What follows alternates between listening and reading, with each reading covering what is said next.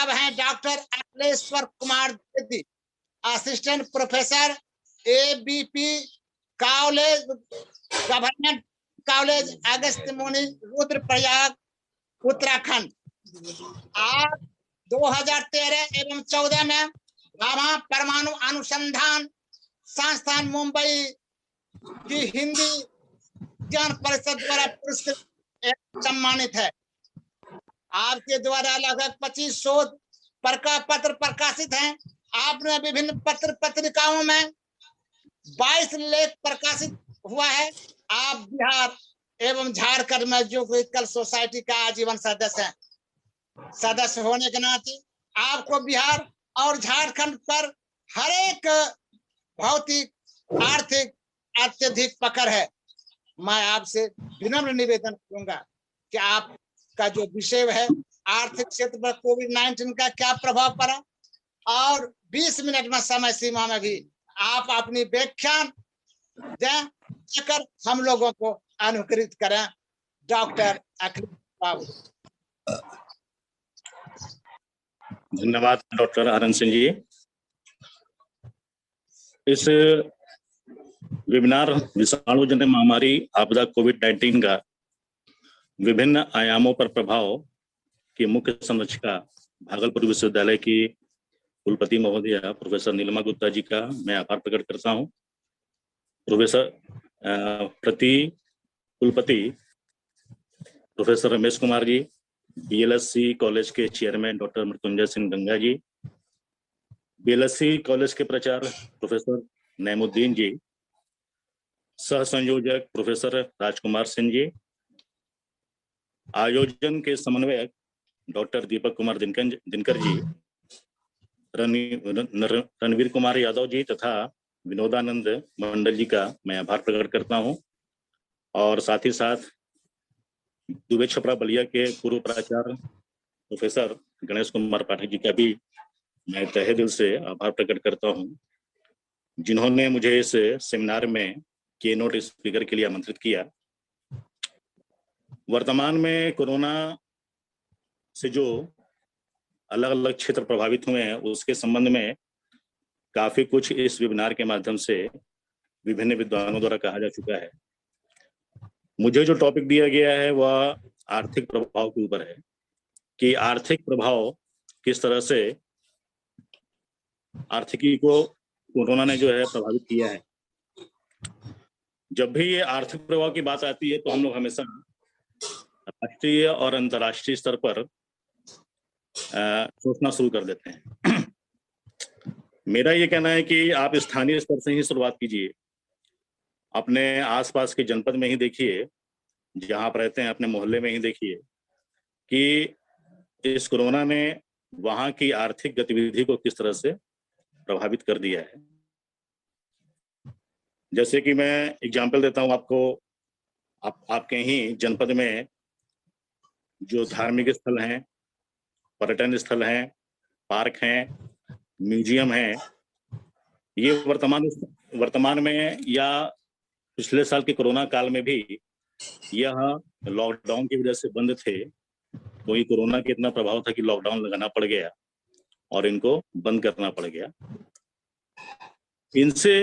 इन सभी सेक्टरों से जुड़े हुए लोग, चाहे मंदिर हो, मस्जिद हो, गुरुद्वारा हो, प्रत्यक्ष रूप से या प्रत्यक्ष रूप से जो जुड़े हुए लोग थे, उन सब का जो कमाई का जरिया था वो सब बंद हो गया।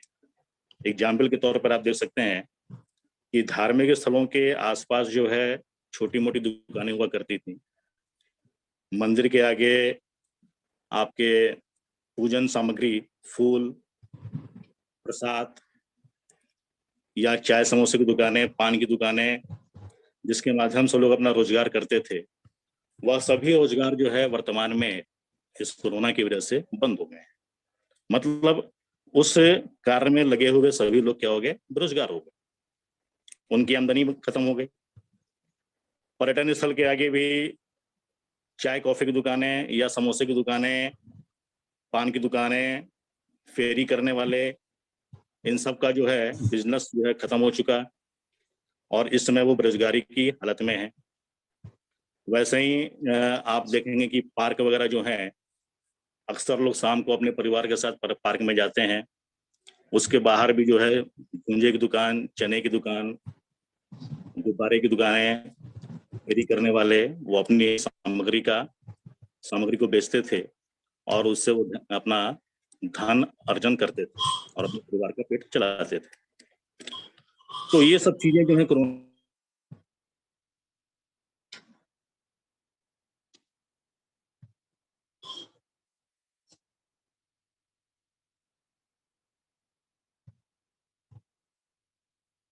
अधिकारियों का भी जीवन यापन मुश्किल हो गया है। आपके घरों में प्रातः काल सुबह के टाइम में साधु सन्यासी आते थे भिक्षा लेने के लिए, उनका भी आना बंद हो गया है। तो ये छोटी छोटी चीजें भी काफी महत्वपूर्ण है कि हैं तो वो भी इंसान, उनको भी जीवन यापन करने का अधिकार है और उनको भी अपनी आर्थिक गतिविधि को चलाने का अधिकार है।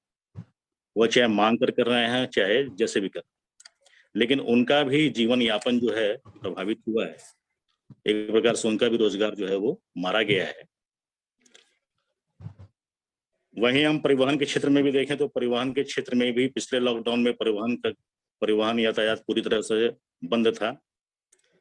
परिवहन से जुड़े हुए कई जो लोग थे उनका रोजगार छिन चुका था, वो बेरोजगार हो चुके थे।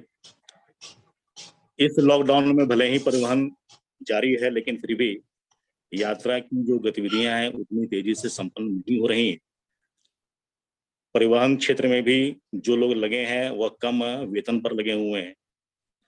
कई लोगों को परिवहन क्षेत्र से बाहर का रास्ता कर दिया गया है, उनको बाहर नौकरी से बाहर कर दिया गया है, बेरोजगार हो गए हैं।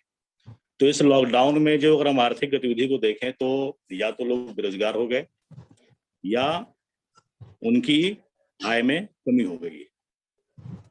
इसी तरह से अगर हम शिक्षा के क्षेत्र में देखें तो शिक्षा के क्षेत्र में लॉकडाउन से पहले, पिछला लॉकडाउन हो चाहे वर्तमान का लॉकडाउन हो, इसके पहले शिक्षण कार्य जो है फेस टू फेस हुआ करता था। बच्चे स्कूलों में जाते थे, टीचर उनको पढ़ाते थे, ऑफलाइन टीचिंग हुआ करती थी। लेकिन कोरोना काल में ऑनलाइन टीचिंग के माध्यम से बच्चों की पढ़ाई हो रही है और खासतौर से जो प्राइवेट सेक्टर के स्कूल हैं उन्होंने काफी इसमें मुनाफा कमाया। उन्होंने लॉकडाउन का हवाला देकर कई शिक्षकों को स्कूल से बाहर का रास्ता दिखाया है और जिन शिक्षकों को रखा है उनका वेतन कम कर दिया। उनको 2-2 शिक्षकों का कार्य एक शिक्षक को सौंप दिया, तो कार्य क्षमता बढ़ा दी, कार्य करने की जो घंटे हैं उनमें वृद्धि कर दी, लेकिन उनके वेतन में कटौती कर दी और कई शिक्षकों को जो है नौकरी से बाहर कर दिया। तो यहाँ कोरोना की वजह से देखा जाए तो जैसे प्रधानमंत्री मोदी ने कहा था कि हमको विपरीत परिस्थितियों को अवसरों में बदलना है, तो विपरीत परिस्थितियों को अवसर में बदलने का एक दूसरा कॉन्सेप्ट मुनाफाखोरों ने इसमें कर लिया कि जिससे मुनाफा डायरेक्ट उन्हीं को ही। स्कूल प्रबंधन ने यही तो कार्य किया। स्कूल प्रबंधन ने कोरोना का हवाला देकर शिक्षकों को जो कि प्राइवेट सेक्टर में थे उनको बाहर का रास्ता दिखा दिया और कुछ शिक्षकों का वेतन कम करके उनको वर्किंग आवर उनका बढ़ा दिया, उन पर कार्य ज्यादा सौंप दिया। लेकिन उसमें मुनाफा किसका हो रहा है? मुनाफा केवल हो रहा है प्रबंधन समिति का हो रहा है या स्कूल के मालिक का हो रहा है। इसी तरह बीमा एजेंट जो कि पहले घरों घरों में घूम कर अपना पॉलिसी जो है लोगों को समझाते थे और अपना पॉलिसी का बिजनेस करते थे, लेकिन कोरोना ने जो है उनको घरों में जाने से भी रोक दिया, अपने घर से बाहर निकलने पर भी रोक दिया। स्थिति ये आ गई है कि वो भी बेरोजगारी की हालत में आ गए। उनको मार्च फाइनल में अपना टारगेट पूरा करना होता है लेकिन वो पूरा नहीं कर पा रहे हैं। क्यों? कारण क्या है? कारण है कोरोना ने ऐसी स्थिति पैदा कर दी है जिससे कि व्यक्ति जो है घर से बाहर नहीं निकल पा रहा है। इसी तरह अर्बनाइज सेक्टर के ऐसे कई लोग हैं, कुम्हार हो गए, किसान हो गए। किसान जो कि डायरेक्ट अपनी सब्जी का उत्पादन लेकर मार्केट में नहीं जा सकता, वो पहले जाया करता था लेकिन वो नहीं जा पा रहा है। पिछले लॉकडाउन में आपने देखा कि प्रशासन ने जो है कई सब्जी विक्रेताओं को सब्जी बेचने से मना कर दिया, तो किसानों ने अपनी सब्जियों को खेत में ही नष्ट कर दिया, मजबूर कर दिया नष्ट करने के लिए, उनका काफी नुकसान हो गया। तो इस तरह से अनऑर्गेनाइज सेक्टर को इसमें काफी नुकसान हुआ है और बेरोजगारी के कगार पर वो ज्यादा पहुंच गए हैं। कई लोगों का वेतन भी कम हुआ है, लेकिन ये कि सरकारी क्षेत्र के कर्मचारियों के लिए कोई दिक्कत वाली बात नहीं रही। सरकारी क्षेत्र में भले वर्क फ्रॉम होम हो रहा हो चाहे नहीं हो रहा हो, लेकिन उनको सरकार की तनख्वाह पूरी मिल रही है। तो इसमें प्राइवेट सेक्टर के और खास तौर से श्रमिक वर्ग के लोगों का काफी नुकसान हुआ है। आप देखें कि निर्माण और विनिर्माण कार्य में से जुड़े हुए जितने भी श्रमिक हैं, विनिर्माण कार्य और निर्माण कार्य, ये दोनों कार्य जो हैं आज की डेट में ये पूरी तरह से ठप हो चुके हैं और इसमें हमारे श्रमिक वर्ग का योगदान काफी जबरदस्त रहता है, काफी योगदान रहता है और उनको रोजगार से वंचित होना पड़ गया है। आप लोगों ने टीवी में देखा होगा कि पिछले लॉकडाउन में दिल्ली से, बंबई से, जो कि रोजगार के मुख्य केंद्र हैं, वहां से कितने लोगों ने पलायन किया, बसों के माध्यम से, अपने गाड़ी बुकिंग के माध्यम से या पैदल यात्रा उन्होंने की और वापस वो अपने गांव में आए, लेकिन गांव में भी जो है वह कोरोना का शिकार हो गए। गांव के लोगों ने भी जल्दी उनको एक्सेप्ट नहीं किया। आज स्थिति ये हो गई कि वो बेरोजगार हो गए और वो ये कहते हैं कि ठीक है, कोरोना खत्म होगा तो हम फिर वापस जो है दिल्ली बंबई जाएंगे, मरना तो है ही, यहाँ भूखे मरे चाहे वहां। तो विनिर्माण और निर्माण कार्य में भी हमारे काफी श्रमिक वर्ग के लोग जो है बेरोजगार हुए। उसी तरह विभिन्न प्राइवेट क्षेत्र की जो कंपनियां हैं, जो कि मध्यम वर्ग की कंपनियां हैं, जो बड़ी स्तर की कंपनियां हैं, जैसे कि पूर्व वक्ता ने बताया कि काफी लोगों को नौकरी से निकाल दिया गया, बेरोजगार हो गए। कुछ लोगों ने तो चलिए अपना स्वयं का रोजगार कर भी लिया, लेकिन हर व्यक्ति के पास यह संभव नहीं कि वह स्वयं का अपना रोजगार कर पाए। बात करते हैं हम केवल कोरोना से केवल रोजगार में कमी नहीं आई है या विभिन्न सेक्टरों में जो है घाटा ही नहीं हुआ है। कुछ ऐसे सेक्टर भी हैं जहां पर कि मुनाफा भी हुआ है। खास तौर से आपका देखेंगे कि इस कोरोना में फार्मास्यूटिकल कंपनियों का काफी इसमें मुनाफा हुआ है। काफी जो इस सेकेंड लहर में जो काफी कोरोना की जो बीमारियां फैली, उसके लिए लोगों की लाइनें मेडिकल स्टोर पर आपने देखी हैं कि ऑक्सीजन के लिए, दवाइयों के लिए, रेमडेसिविर के लिए काफी लाइन लगी है और फार्मा कंपनी का जो बिजनेस है काफी बढ़ा है। लेकिन फार्मा कंपनी के बिजनेस में श्रमिक वर्ग, जो कि अनपढ़ श्रमिक वर्ग है, उसका योगदान कम रहता है, तो उसमें पढ़े लिखे लोगों का योगदान ज्यादा रहता है। इसी तरह हम बात करते हैं एफएमसीजी ग्रुप की, कि एफएमसीजी की जो कंपनियां हैं उनका भी रोजगार अच्छा बढ़ा है। एफएमसीजी से मतलब है कि फास्ट मूविंग कंज्यूमर गुड, जैसे कि टूथपेस्ट हो गया, बिस्किट हो गया, डिटॉल हो गया, हैंड वॉश हो गया, सैनिटाइजर हो गया, इन सब की डिमांड काफी बढ़ी है। जब डिमांड बढ़ेगी तो स्वाभाविक कंपनियां भी उस चीज को पसंद करेंगी और इससे जो है उन कंपनियों को।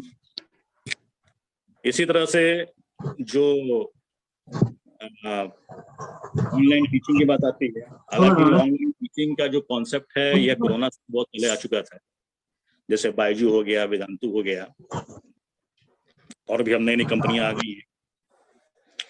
तो पहले तो ये सुसुप्तावस्था में थे, लेकिन कोरोना के आने से कोरोना इनके लिए वरदान साबित हो गया। आज की डेट में आप देख रहे हैं कि ऑनलाइन टीचिंग का महत्व काफी बढ़ गया है और ऑनलाइन टीचिंग में इन कंपनियों ने काफी मुनाफा कमाया है। इसी तरह से टेलीकॉम सेक्टर में जो देश की प्रमुख कंपनियां हैं प्राइवेट सेक्टर की, रिलायंस की जियो हो गई, एयरटेल हो गई। एयरटेल ने तो जो कि घाटे में जा रही थी, वह एयरटेल कंपनी ने इस कोरोना काल में अपना घाटा जो है आधा कर लिया है, इतना मुनाफा कमा लिया उसने। जियो कंपनी ने तो 3508 करोड़ रुपए का मुनाफा कमा लिया पिछले लॉकडाउन में। दरअसल हुआ ये कि लोग तो घर बैठे हैं, घर बैठकर मनोरंजन कार्य के लिए अपने मोबाइल से नेट का यूज कर रहे हैं और नेट का यूज कर रहे हैं, कंजप्शन ज्यादा हो रहा है, जिससे कंपनियों का मुनाफा बढ़ रहा है। ऐसे ही मनोरंजन के अन्य जो साधन हैं जैसे नेटफ्लिक्स वगैरह हैं, इनका भी कारोबार काफी बड़ा है। ऑनलाइन मार्केटिंग में अमेजॉन, आपकी फ्लिपकार्ट जैसी जो कंपनियां हैं, इनका भी मुनाफा काफी बढ़ा है।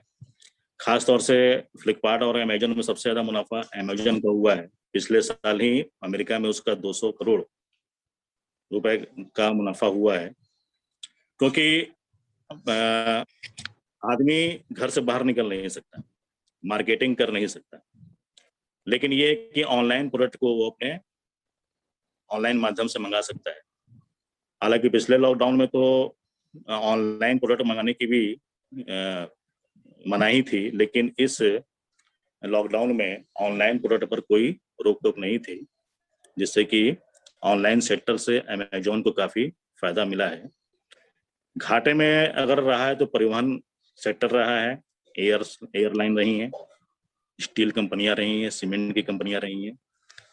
सीमेंट की कंपनियां इसलिए रही हैं घाटे में कि जब निर्माण और विनिर्माण कार्य बाधित है तो उनकी सप्लाई बाधित होगी, जिससे कि मांग की कमी आएगी, तो इसलिए उनके तरफ से जो है प्रदर्शन कम होगा। जैसे कि डॉक्टर संजय कुमार झा जी ने पिछली बार भी आपको बताया था कि सीमेंट और स्टील कंपनियों को भी काफी लॉस हुआ है।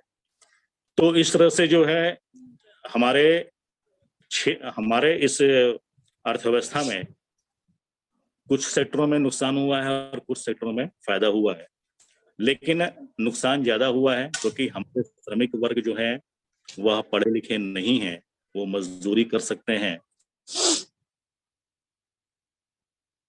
काम कर सकते हैं, मजदूरी का काम कर सकते हैं, लेकिन जो मुनाफे वाली कंपनियां हैं इनमें टेक्नोलॉजिकल स्किल की काफी जरूरत है और इसमें पढ़े लिखे लोगों को ज्यादा फायदा हुआ है। बात हम करते हैं कि आखिर ये घाटा और मुनाफा का रीजन क्या है। घाटे और मुनाफे का जो रीजन है वो मेन है कोरोना। कोरोना की वजह से मुनाफे वाली कंपनियां तो कम है, लेकिन घाटे वाली कंपनियां ज्यादा है। लोगों का रोजगार गया, लोगों के वेतन में कमी आ गई, और इसके मुख्य कारण है हम लोगों की जो लापरवाही है। इस लापरवाही की वजह से जो है हमने इस स्थिति को पैदा कर दिया है कि हमको लॉकडाउन होना पड़ रहा है। अगर हम लोग पिछले लॉकडाउन जब अनलॉक की प्रक्रिया हुई थी, अगर हम कोविड-19 के नियमों का पालन करते, प्रोटोकॉल को पालन करते, सैनिटाइजेशन, मास्क, सोशल डिस्टेंसिंग का पालन करते, तो ये स्थिति नहीं आती और उद्योगों को इतना नुकसान नहीं होता, और उद्योगों को नुकसान नहीं होता तो लोगों को बेरोजगारी और वेतन में कमी का दंश नहीं